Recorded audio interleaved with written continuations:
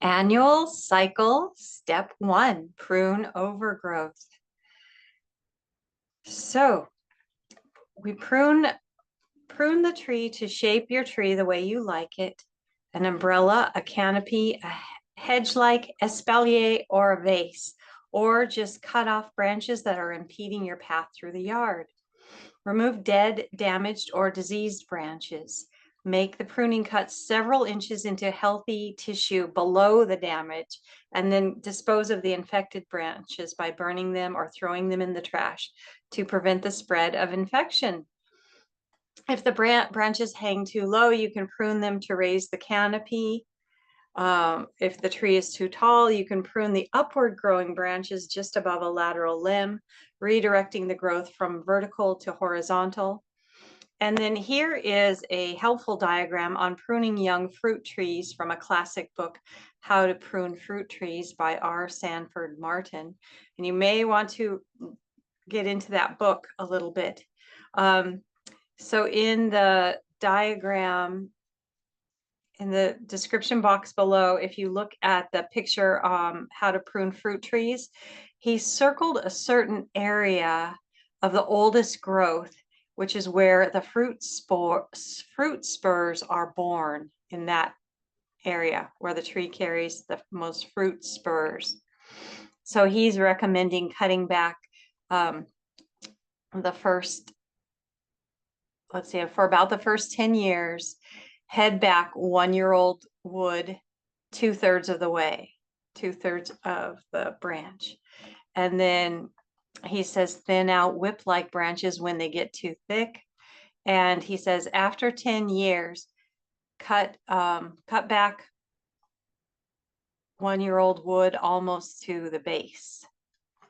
So there's also, then the next image down there in the image box is showing you crown thinning, crown raising, and crown reduction, which are all things that you might need to do, like say if your tree is too tall and it's getting in overhead power lines, or if the branches are dragging down on the ground, or if it's just too bushy and you need to thin it out. You can do all those things. So let's go into pruning tools and cutting basics. Begin by cleaning your pruners or tree saws with fresh lemon, which is antimicrobial and fragrant, and the fragrant oil lubricates the metal joints. If you have no lemon, you can use 1 part bleach to 10 parts water to disinfect and oil to lubricate. Or you can use hydrogen peroxide to disinfect.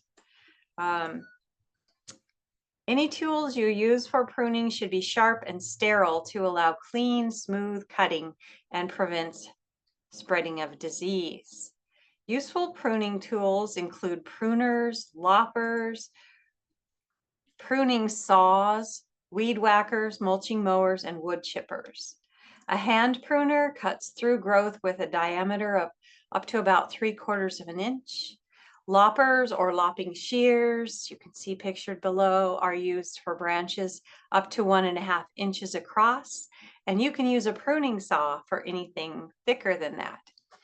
To avoid accidentally tearing the tree's bark or injuring the trunk when pruning off heavy branches, make a first cut that extends about halfway through the underside of the limb, several inches out from the planned final cut location.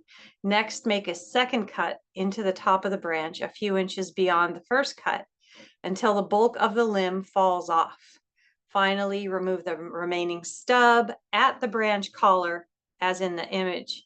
Wear gloves, a hat, sunglasses, and garden shoes for pruning day.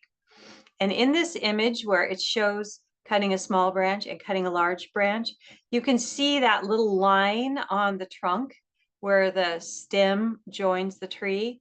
And Paul Gauci says, God made a line, cut to the line. I love that. It's so helpful. So don't leave a little stub sticking out. You cut to that line where the branch is coming out of the trunk. So let's talk about the benefits of pruning.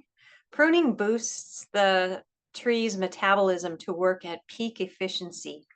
stimulating the production of organic material and eliminating the need for output from outside sources. The organic material obtained from pruning becomes the fertilizer for the system when chopped and applied as sheet mulch. Pruning imitates the natural forest dynamics as the natural succession of dead material. It makes plants increase root growth, which stimulates new mycorrhizal growth. It induces plants to grow and strengthens their symbiotic relationships with soil dwellers, fertilizing the field.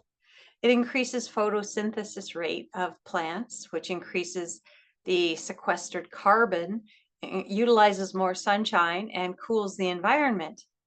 So pruning works with the engine that runs the planet, supporting life. Pruning changes everything. As we apply our intelligent action to benefit the plants, we speed up nature's timeline. Instead of waiting for a branch to fall, we remove it. Instead of waiting for that branch to decompose, we burn it or chip it up and apply it to the soil as mulch, where it decomposes much more quickly. Many sources teach pruning methods online. For example, here's a video on how to prune fruit trees featuring Paul Gauci, the man who is the inspiration for the Back to Eden film. He is a professional arborist who has cared for his apple orchard for 30 years. He simplifies the art and science of pruning trees in this video that I have linked below in the description box.